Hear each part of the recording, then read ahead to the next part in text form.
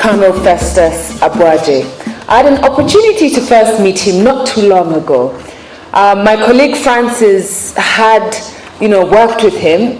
Many of you know Francis. And Francis, I was, on my way to the office one day, and Francis says, Anne, you've been working on this peace and security agenda. And he says, you know what?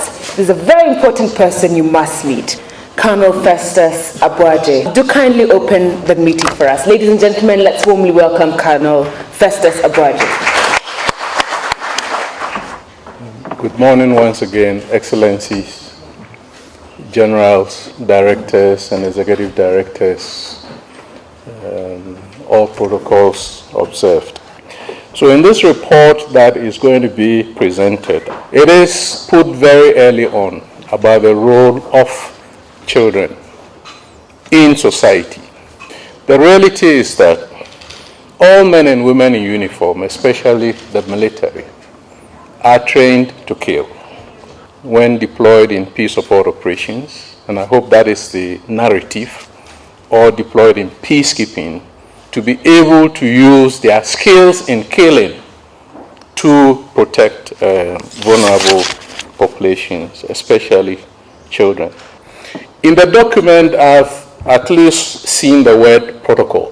One of the protocols could be positive identification, to inculcate in the soldier that, yes, your purpose is to kill the enemy there. But in modern conflict, intrastate, the actors do not respect international norms and therefore recruit children. Once again, thanks to the organizers, especially my friend and brother, Francis Onditi, for inviting APSTA, not me, to be part of this process. I wish to assure you that APSTA will be willing and ready to work with SCI because we're working towards a common objective. And I look forward to further interactions because I'm also here to learn at the end of the day. Thank you, Excellencies. Thank you, Generals, Directors, all protocols observed. Thanks a lot. I'm building so much on issues to do with the multidimensionality of the current engagement in peace support operation, where we look at the context of child protection, especially those who are exposed to armed conflict. You will also realize that in this particular presentation, we were not really intending to point fingers, but we were trying to look at, in terms of tools, how are our tools in terms of protecting children. A lot of opportunities in terms of people are getting training, yes. I mean, we have all these kind of opportunities in terms of resources. We have the regional bodies willing to offer their political will to humanitarian agencies. There is also the multidimensionality that Colonel was mentioning in the morning. We are aware that the Constitutive Act of AU has actually transformed, intervention from military to multidimensional. So that is existing. The interest is how then do we collaborate? How then do we work on the flip side of the negatives? Because we obviously agree that we have efforts that have been done. We have people who have committed themselves to making sure that children structures are developed, institutions are built to have our children protected, particularly those who are exposed to armed conflict. So let's ponder over this. As everyone this morning has mentioned, this is not work that we can do alone. The assessment itself was really targeting the security and defense forces that we have been working with for the past 10 years across East, Central, and West Africa, and very, very importantly, still in partnership with the standby forces that we are currently working, the International Bureau of Children's Rights, who are so experienced in the development of training material, but very importantly, try and establish our database that we need to carry this work forward. As much as we had a lot of positives, a lot of figures, 100% of everyone that was part of the assessment confirmed that they had new perspectives and information on children in armed conflict. 40% of the respondents said that the skills training on monitoring and reporting of children's situations was either adequate or poor. The numbers were also very low in the assessment of participants' capacities to identify critical child protection issues as a related skill.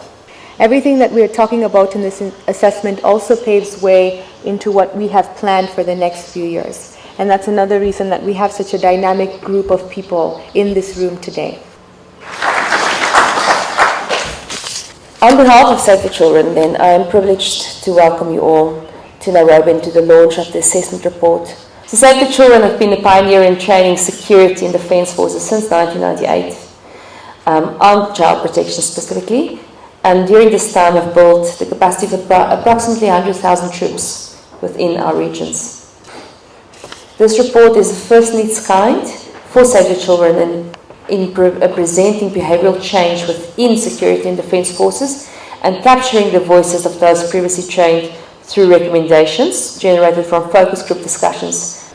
So I do hope that this will not only be information, this will not only be a report that is read, maybe even just executive summary, but this will be a report that will speak of evidence of change behaviour. Thank you.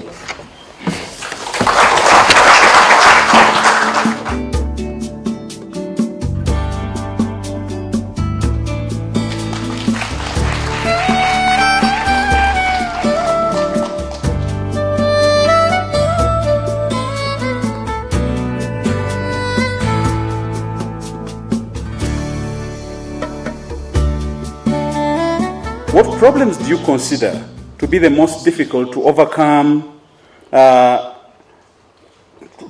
relating to children in armed conflict? And why?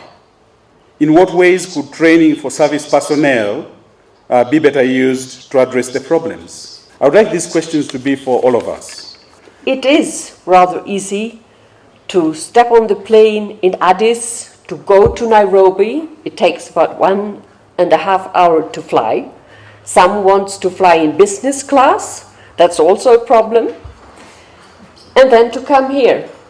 It's easy, it's comfortable, and we are, discussing the same issues over and over and over again. But to go out in the field and start applying what we have been studying, assessing, etc., that's very, very difficult.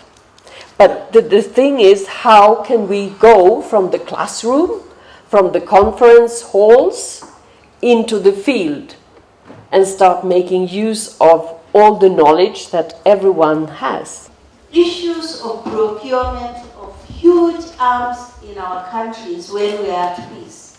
That is a problem. So the issue is, can we have a vision or future for African countries so that we don't procure these arms unnecessarily, so that when we know we are going to have conflict or violence, the arms are easily accessible. I want to end by saying the lesser arms we have, the lesser conflict we'll have in Africa. Thank you. Some of these programs are funded with donor funds. The same donors fund the same programs. You see, so you write a proposal, I write a proposal, the other person writes to the same donor. So there is competition to access funding. The core funding should not be allowed to come from outside. If it does, then you lose your own what?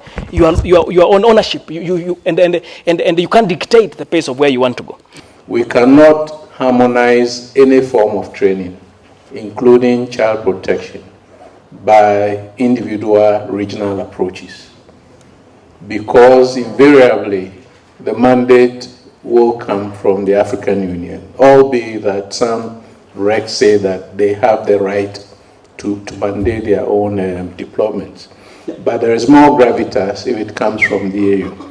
So the AU should be the lead in synergizing, coordinating the efforts among the respective regions in developing harmonized programs.